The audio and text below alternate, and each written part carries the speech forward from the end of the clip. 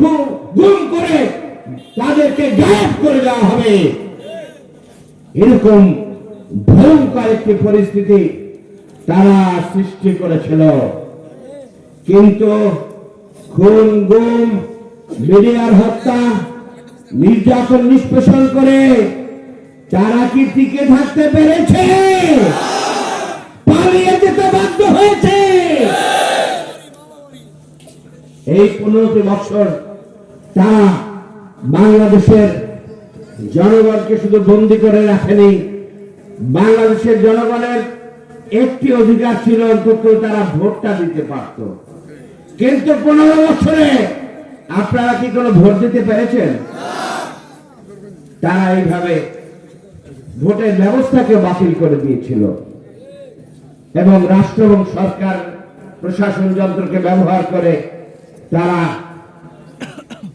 41 সাল পর্যন্ত ক্ষমতায় থাকার একটি সুখ স্বপ্ন নিয়ে ব্যস্ত ছিল। আল্লাহ তাআলা সেই স্বপ্ন পূরণ করেন না।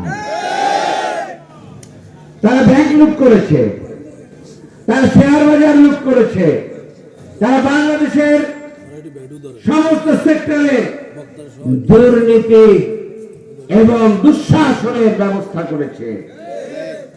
শেখ হাসিনা তার সর্বশেষ সাংবাদিক সম্মেলনে বলেছিল যে তার যে ড্রাইভার পিয়ন কত কোটি টাকার মালিক, 400 কোটি টাকার মালিক।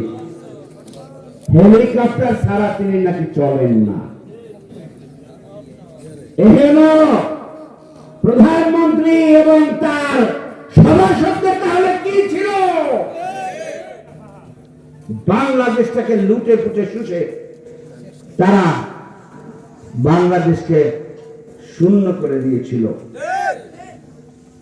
ভাইরা আমার, তারা বিচারের নামে অবিচার তৈরি করেছিল। আওয়ামী লীগের জন্য এক বিচার, আর অন্যান্যদের জন্য সাধারণ মানুষের আর এক বিচার। তারা খুন করলে রাষ্ট্রপতি মাফ করে দেয় এবং তাদের ধর্ষণ করলে তাকে কোনো মামলা হয় না, জামিনে বাধা দেওয়া হয় না। কত ধর্ষণ করেছিল? 100 সেঞ্চুরি। ক্রিকেট খেলায় সেঞ্চুরি শব্দটা আমাদের দেশে সাধারণ মানুষ বোঝে।